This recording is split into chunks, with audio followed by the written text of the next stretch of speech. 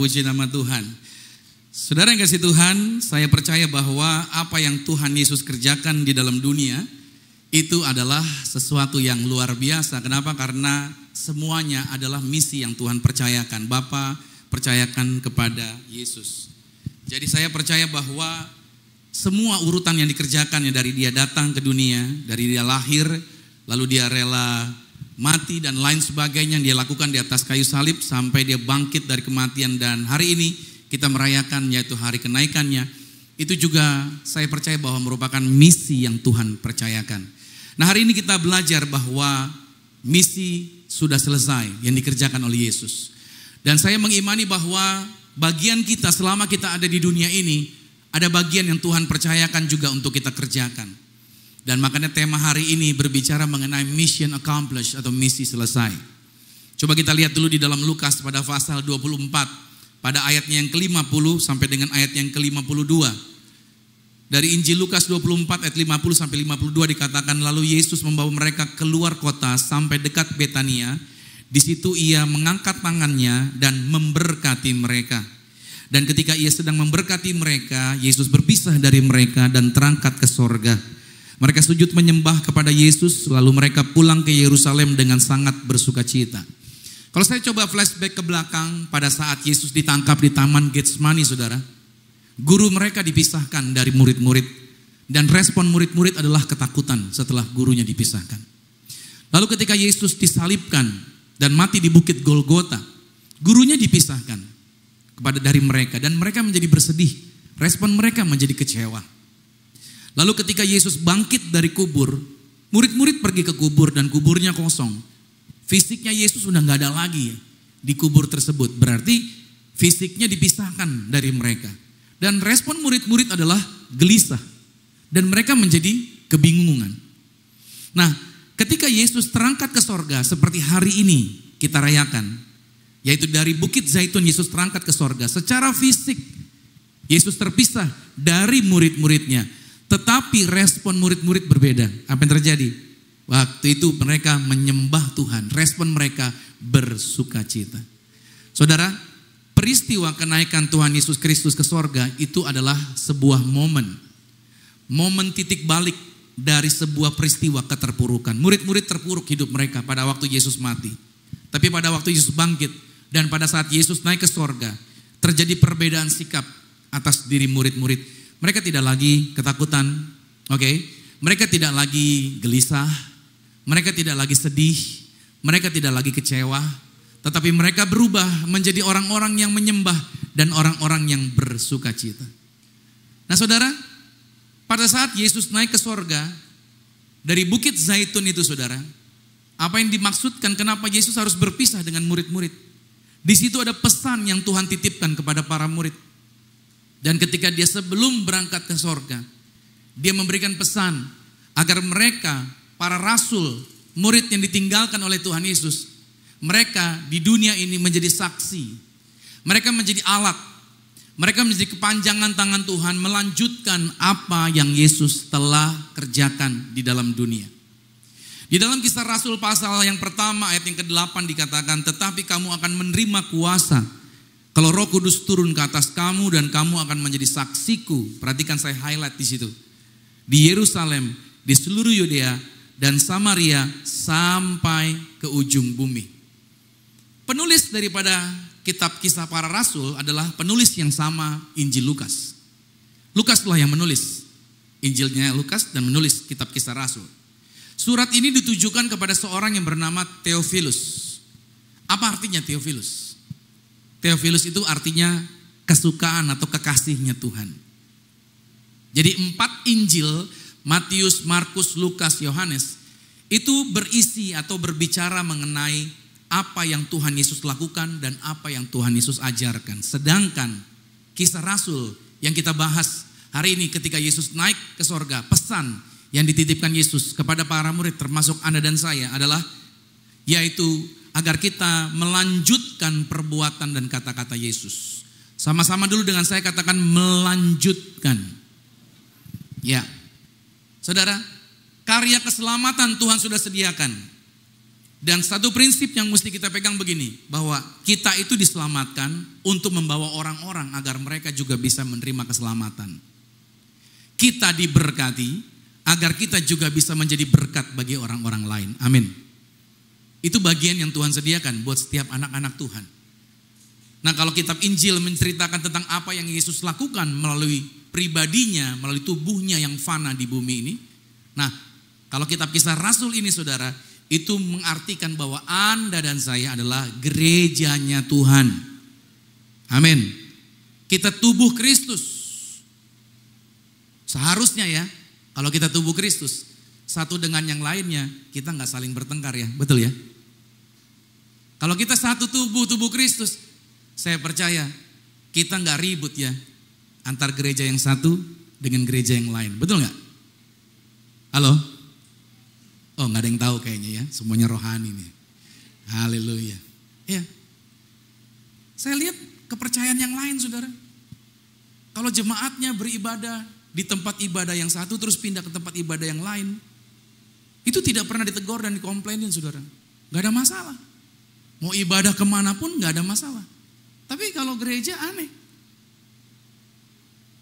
Kalau Anda gereja di satu gereja, terus Anda coba mampir ke gereja lain, terus nanti ada embel-embel tuh suka diomongin. Hati-hati. Jangan masuk ke gereja sana, nanti pengajarannya beda. Gitu sih. Emang gereja yang ngajarnya apa sih? Sama-sama ngajar Yesus sih, betul gak sih? Sama-sama bicara tentang Yesus, tapi seringkali jadi ketakutan. Yesus bawa perintah ini, misinya adalah agar kita bawa orang ke sorga saudara, amin. Yesus tidak pernah bilang gini, saya datang ke dunia ini untuk bangun namanya gereja A. Saya datang ke dunia agar saya membangun gereja B. Tidak. Tapi Yesus datang ke dalam dunia untuk apa? Agar setiap kita paham tujuan yang kita kerjakan, misi yang dibawa Yesus bukan untuk tentang kita, bukan tentang membangun kerajaan manusia, bukan tentang siapa kitanya, tetapi tentang Yesusnya yang kita sampaikan kepada semua orang di muka bumi ini. Makanya saudara yang dikasih Tuhan, kita bukan membangun kerajaan manusia, kita tidak membangun untuk popularitas, bukan untuk membangun kekuasaan, bukan untuk juga membangun yang namanya dengan balas dendam. Ingat, kekristenan bukan tentang kita, tapi tentang Yesus. Yang setuju bilang amin. Makanya kekristenan itu belajar tentang kedewasaan. Saya suka nonton TikTok. Enggak sih, enggak sering. Cuman suka ada nongol di HP. Ada aja gitu ya, enggak tahu kenapa bisa nongol gitu ya. Saya punya Instagram. Seringkali di situ banyak pembicara, cuplikan-cuplikan short movie gitu ya. Cuplikan-cuplikan isinya tentang apa? Tentang apa namanya? Penjelasan rohani, wawancara rohani gitu ya. Ada yang ngomong tentang bahwa di dalam gereja nggak semuanya malaikat gitu, ekspektasinya nggak malaikat semua, saya pikir semuanya malaikat gitu. Tetapi ya namanya manusia, seringkali kita kecewa berhadapan ini dan itu. Tapi ya itu sebuah proses katanya. Justru dengan itu kita mengalami pendewasaan. Seringkali saya banyak jumpai banyak orang jago ngomong tentang pendewasaan. Banyak orang di media-media sosial cerita tentang pendewasaan. Tapi ngerti nggak sih sebenarnya tentang pendewasaan itu sendiri? Bahwa bicara tentang pendewasaan sebenarnya saudara, itu tentang apa? Tentang tidak ada lagi keinginan tentang diri kita, tetapi semuanya tentang Yesus. Itu pendewasaan, amin. Itu bukan berbicara tentang diri kita. Semuanya tentang Yesus. Yesus mau bawa kita kemana? Yesus mau arahkan kita kemana? Sebuah buku saya baca, sebuah buku ini mengatakan hamba Tuhan besar. Dia membangun gereja dari kecil sampai gereja jadi besar, dan luar biasa suatu hari Tuhan berbicara sama dia. Untuk dia tinggalkan gereja itu, dia harus bangun dari awal lagi di sebuah tempat baru. Tuhan perintahkan dia. Dia gak langsung respon, dia berdoa lagi saudara, tapi suaranya tetap sama. Berkali-kali bicaranya seperti itu. Akhirnya dia menyerahkan gereja tersebut yang sudah dia bangun dari kecil, dari gak punya apa-apa sampai besar luar biasa. Dia serahkan kepada selanjutnya, penerus yang selanjutnya. Dan dia pindah ke tempat lain. Suatu hari dia diundang dengan seminar di antara hamba-hamba Tuhan. Lalu dia bicara begini, para hamba-hamba Tuhan yang luar biasa yang di tempat ini. Bagaimana seandainya Tuhan memanggil Anda untuk Anda meninggalkan gereja Anda yang sudah Anda bangun dengan besar dan Anda mulai lagi dari sesuatu yang kecil di tempat yang berbeda? Apakah Anda rela melepaskan itu semua? Seringkali orang susah. Betul? Kenapa? Karena dia sudah berjuang di situ. Dia sudah membangun. Kenapa saya diizinkan Tuhan baca buku itu? Kenapa saya diizinkan untuk ketemu dengan kata-kata itu? Oh, saya tahu. Jadi kalau suatu hari Tuhan menjadikan Zion Church of Christ jadi luar biasa. Amin dulu. Kita akan beriman, boleh kan? We have a dream, amin. We start small but we think big, amin. Yes. Nanti begitu ini jadi gede, suatu hari, dan Tuhan berkata sama saya, Romi, tinggalkan ini, kamu bangun ulang lagi. It's okay. Karena itu adalah misi yang Tuhan percayakan, bukan tentang saya, tapi tentang Tuhan Yesus yang dimuliakan. Makanya saudara, saya beri tulisan ini bahwa misi yang Yesus bawa untuk dikerjakan adalah menyelesaikan pekerjaan Bapaknya. Sama-sama katakan, menyelesaikan pekerjaan Bapa. Ya, itu yang dikerjakan Yesus. Kalau seandainya Yesus ada di dunia pada zamannya ada medsos, saya percaya followernya Yesus banyaknya luar biasa. Betul gak? Siapa yang gak mau ngikutin following Yesus punya Instagram? Semua orang akan ngikutin tuh. Mungkin followernya 1 triliun kali. Ya kan, followernya wah luar biasa ngikutin Yesus. Kalau seandainya. Saya percaya YouTube-nya Yesus dikejar-kejar orang. Dan saya percaya YouTube Yesus dimonetize penghasilannya akan miliaran. Yesus man. Ya kan? Saya seringkali jumpai orang-orang ya kan bikin YouTube atau bikin media sosial dan lain sebagainya, di situ bicara mengenai kebenaran firman Tuhan. It's okay, nggak apa-apa. Saya senang. Tapi sometimes kita suka apa? Suka bergeser dari tujuan awal yang kita pikir kita ingin memberkati orang dari media sosial kita, tapi nyata-nyatanya kita cari jumlah followers dan cari jumlah subscriber. Karena semakin besar subscriber, semakin cepat untuk bisa dimonetize. Dan kalau dimonetize berarti penghasilan masuk dolaran itu isinya. Haleluya. Yohanes 4 ayat 34 berkata, kata Yesus kepada mereka, makananku ialah melakukan kehendak Dia yang mengutus aku dan menyelesaikan pekerjaannya. Jadi saudara, di dunia ini, saya kasih dua ini saudara, ada dua model pekerjaan. Yaitu pekerjaan untuk Bapa dan pekerjaan untuk si jahat. Kita ada di mana? Itu pertanyaannya. Jadi kalau kita melakukan untuk Bapa, berarti kita tidak melakukan untuk si jahat. Tapi kalau kita tidak mau melakukan untuk Bapa, berarti kita melakukan untuk si jahat. Nah, saya nggak perlu jelasin panjang lebar di area itu. Anda mungkin kerja di kantoran, Anda mungkin punya usaha, Anda mungkin pekerja-pekerja di sebuah kantor dan lain sebagainya, apapun itu. Tapi saya mau katakan buat saudara, mungkin Anda kuliah, sekolah, ingat baik, di area bidang manapun, kita tetap membawa misi yang kita lakukan adalah untuk pekerjaannya Bapa. Nah, kalau kita mengejar ini, maka kita tahu bahwa kita akan dibawa Tuhan lebih dan lebih lagi. Nah, misi ini yang harusnya menjadi fokus kehidupan orang percaya. Dan jangan berubah, seperti Yesus konsisten, biarlah kita juga konsisten di dalam misi yang Tuhan percayakan buat setiap kita.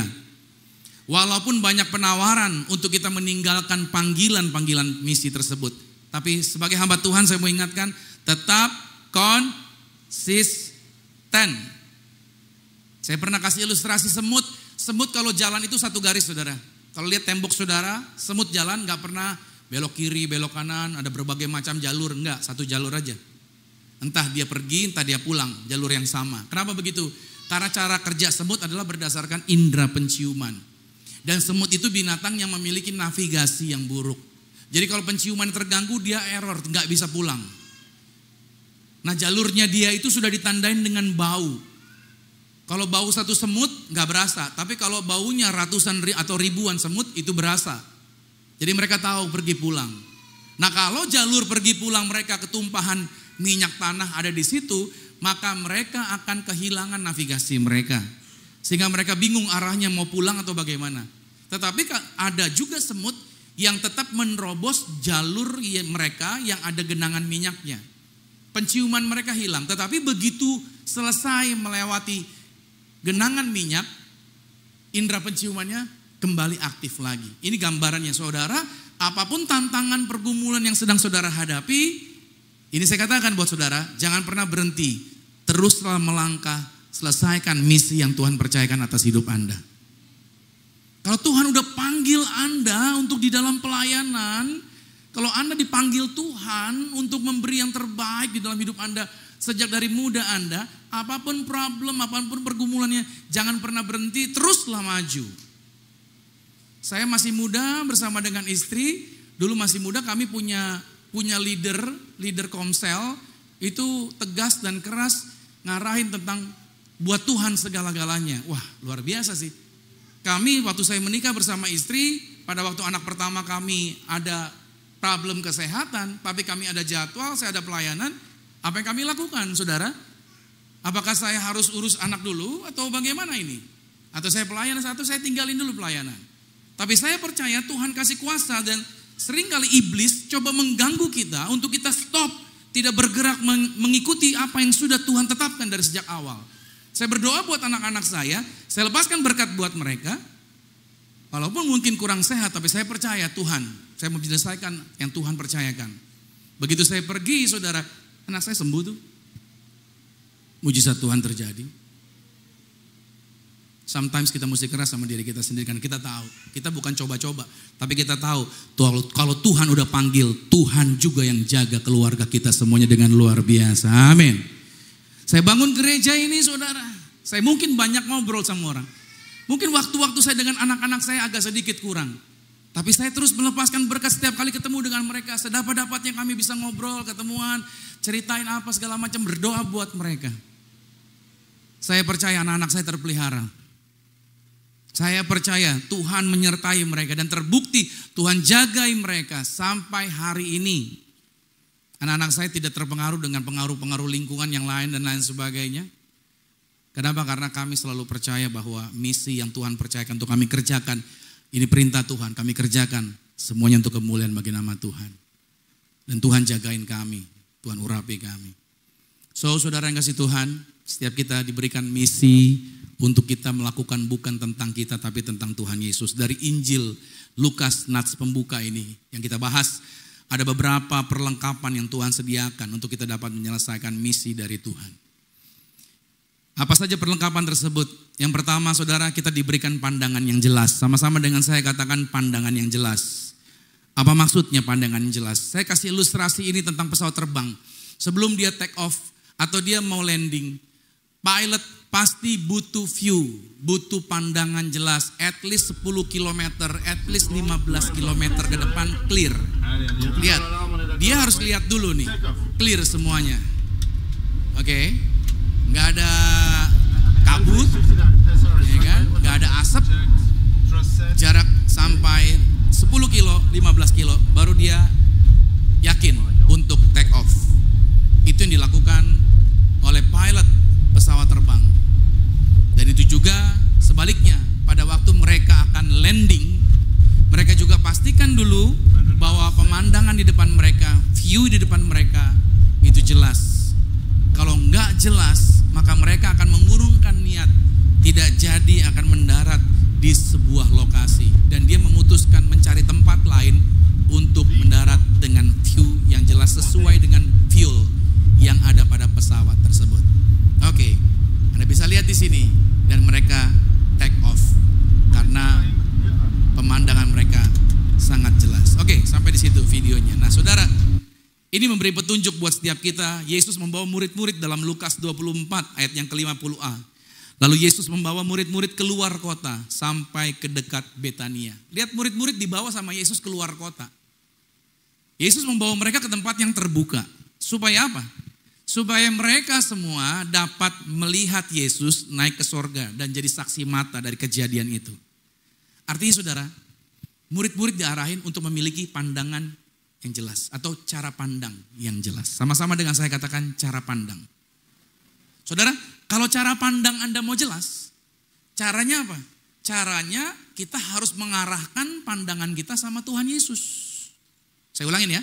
Kalau cara pandang kita mau jelas, Berarti pandangan kita mesti kita arahkan sama siapa? Sama Yesus. Banyak anak-anak muda salah pilih pasangan.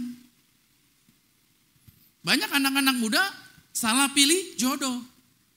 Nanti begitu udah salah dalam rumah tangga, dia tanya sama pendeta, Pak Pendeta, Pastor, kenapa Tuhan pertemukan saya dengan jodoh ini? Kenapa saya jadi dengan dia? Harusnya Tuhan gagalkan, saya tidak jadi dengan dia. Gimana tuh Pastor? Jodoh sebenarnya di tangan Tuhan kan? Saya kasih tahu, jodoh di tangan Hansip. Kalau saudara kemalaman datang wakuncar, Anda langsung dikawinin gitu saudara. Jodoh itu di tangan kita, kita yang pilih. Tuhan kasih hikmat, Tuhan kasih petunjuk. Makanya saya kasih tahu anak-anak muda, kalau pacaran jangan berduaan mulu. Kalau pacaran, bawa calonmu ke komunitasmu, kenalin sama teman-teman kamu. Bro, sis, kenalin nih, ya kan, pasangan gue nih. Menurut lu gimana? Gitu. Tanya sama teman-teman saudara. Kita perlu apa? Angle yang berbeda dari teman-teman kita. Karena kalau orang lagi jatuh cinta, pasti semuanya baik tentang pasangannya. Karena orang kalau lagi jatuh cinta, salah satu sarafnya rusak. Makanya dia bilang bagus semua tentang pasangannya. Itu bahayanya. Gak percaya, saya kasih contoh nih. Ibu-ibu kalau baru lahiran anak, senangnya minta ampun. Dia akan bilang, anak mami cakep, anak mami cakep. Coba orang lain lihat dari dekat, cakep gak sih anaknya? Pas dilihat, jelek gitu. Nah, kita yang dari luar bisa tahu, anaknya cakep apa jelek. Tapi yang namanya punya anak ya pasti ya mamanya bilang anaknya cakep. Gak mungkin mamanya bilang anaknya, kok anak gue kayak gini, King Kong gitu kan. Kok kayak gorila gini gitu, kagak. Dia gak bakalan bilang begitu. Jadi saudara bisa melihat di sini, sudut pandangnya mesti apa? Jelas.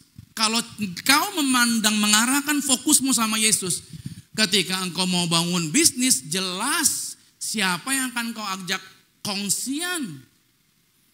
Halo? Ketika engkau memiliki pandanganmu fokus sama Yesus, cara pandangmu jelas. Ini duit haram apa duit halal nih? Iya kan? Ini proyek halal apa proyek haram nih? Saudara bisa membedakan. Kenapa? Karena cara pandangnya apa tadi? Jelas. Bilang sama-sama cara pandang saya harus jelas.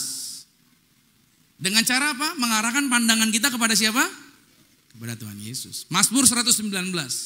Mataku tetap terarah kepada Tuhan, sebab Ia mengeluarkan kakiku dari jaring. Waktu Abraham umurnya udah tua, dia di dalam tenda, dia bilang, Tuhan saya udah tua, istri saya udah tua, Sarah. Kami gak bakalan punya anak nih, walaupun Tuhan sudah janji. Jadi segala harta kami akan dilanjutkan sama pegawai kami. Tuhan bilang enggak, gitu kata Tuhan. Tuhan tidak akan maksudnya ini tidak akan dibawa untuk pegawaimu. Tapi itu akan dibawa yaitu untuk anakmu. Tapi saya udah tua, kata Tuhan. Tahu gak Tuhan bikin apa? Si Abraham diajak keluar dari tendanya, terus disuruh ngeliat ke langit. Tuh lihat langit, hitung jumlah bintang. Kalau kamu bisa hitung, berarti itulah jumlah anak-anak kamu. Jadi dari sini saudara bisa melihat, Tuhan ingin menunjukkan kepada Anda dan saya. Apa yang dia mau tunjukkan? Bahwa sesungguhnya Abraham dibawa Tuhan keluar. Seringkali adalah apa? Kita gak bisa melihat jauh. Karena kita terkungkung dengan apa? Dengan lingkungan sekitar, dengan masalah, dengan problem dan lain sebagainya. Mata kita cuma melihat masalah-masalah kita. Mata kita cuma melihat pergumulan-pergumulan dan lain sebagainya. Tapi Tuhan mau ajak Anda dan saya untuk melihat jauh ke depan. Lihat aku, kata Tuhan. Aku yang menjaminkan berkat-berkat-Mu yang besar. Amin. Jaminan kedua yang Tuhan sediakan adalah apa? Diberikan jaminan berkat. Sama-sama katakan jaminan berkat. Yes. Lukas 24 ayat 50 dikatakan, di situ Ia mengangkat tangannya dan memberkati mereka. Saudara, Yesus naik ke sorga, posisi tangannya memberkati. Artinya begini saudara, satu-satunya pribadi yang punya wewenang untuk memberkati cuman Yesus. Artinya, jangan cari berkat dari yang lain. Sumber berkatmu cuman Yesus. Tapi saya mesti deketin pengusaha itu. Karena dia banyak channel. Kalau saya deket dia, saya bakalan banyak kecipratan. Saya kasih tahu, dekat orang nanti dia korupsi, lu kesangkut. Tapi kalau saudara fokusnya sama Yesus, ya kan? Tuhan Yesus bisa arahkan Anda siapa orang yang tepat untuk saudara bisa diberkati. Amin. Bahkan ada proyek yang saudara nggak pernah duga, mendadak-dadak tiba-tiba itu minta dikerjain sama saudara. Ada caranya Tuhan nggak? Selalu begitu, makanya selalu fokusnya sama Yesus. Ingat, dia kasih jaminan berkatnya, nggak mungkin Anda nggak diberkati. Itu sebabnya Efesus 1 pada ayat yang ketiga berkata, terpujilah Allah dan Bapa Tuhan kita Yesus Kristus, yang dalam Kristus telah, sama-sama katakan telah. Telah itu bicara apa? Sudah, bukan akan, sudah mengaruniakan kepada kita segala berkat rohani di dalam sorga. Bilang amin lagi nih. Jadi apakah masih perlu khawatir di dalam menjalani misi yang Tuhan sediakan buat kita? Nggak perlu khawatir. Kenapa? Karena perlengkapan berkat itu sudah Tuhan kasih. Saya selalu yakin orang-orang yang berjalan bersama Yesus tidak miskin, tidak bangkrut, tidak kekurangan, tidak sakit-sakitan. Dia punya jaminan masa depan. Sakit bisa, tapi kita bisa menang atas segala penyakit. Jakarta lagi darurat, ISPA, banyak orang yang terkena penyakit, khususnya anak-anak. Saudara, kita bisa melepaskan berkat buat keluarga kita menang atas virus, amin. Anak-anak kita menang atas sesak napas, udara yang ada. Saya cuma mau kasih tahu buat saudara, udara tidak punya alamat, udara tidak punya KTP, udara tidak punya tempat tinggal. Makanya kita nggak bisa nuntut udara. Haleluya. Susah ya kan? Makanya kita hanya bisa mengandalkan Tuhan. Tuhan Yesus kasih jaminan buat saudara, diberikan jaminan berkat. Yang ketiga, kita diberikan jaminan kuasa. Sama-sama katakan kuasa. Kuasa atas apa? Atas dunia ini. Lukas 24 ayat 51. Dan ketika Yesus sedang memberkati mereka, dia berpisah dari mereka dan terangkat ke sorga. Menarik. Siapa yang bawa Yesus ke sorga? Yesus gak butuh kereta berapi. Halo? Elia dibawa oleh kereta berapi. Tidak dengan Yesus. Pada waktu Yesus mati di atas kayu salib, itu bukan karena pendarahan yang begitu banyaknya, luka yang begitu banyaknya. Bukan, tapi Yesus mati di atas kayu salib karena dia berkata, ke dalam tanganmu kuserahkan nyawaku. Kalau Yesus tidak menyerahkan nyawanya, dia tidak akan mati juga di sana. Tapi yang membuat dia mati karena dia menyerahkan nyawanya dan dia berkata sudah selesai. Ini membuktikan tidak ada kuasa apapun di bawah kolong langit ini yang bisa mengambil nyawa Anda dan nyawa keluarga Anda. Yang pegang nyawa Anda itu Tuhan Yesus. Maka firman Tuhan bilang, jangan takut sama mereka yang dapat membinasakan tubuh. Takutlah kepada Tuhan yang dapat bukan hanya membinasakan tubuh, tapi juga membinasakan jiwa.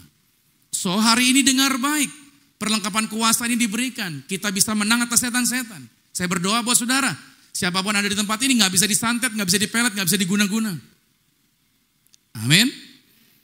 Penipuan-penipuan begitu banyak dengan kuasa kegelapan, tapi Anda yang di dalam Yesus dikasih perlengkapan, Anda menang atas kuasa gelap. Saya berkali-kali melepaskan orang-orang yang terikat dari kuasa setan dan membuktikan bahwa kita di dalam Yesus, kita bisa menang atas setan. Saudara berdoa atas orang sakit, percayalah, setan gak bisa serang Anda dengan penyakit.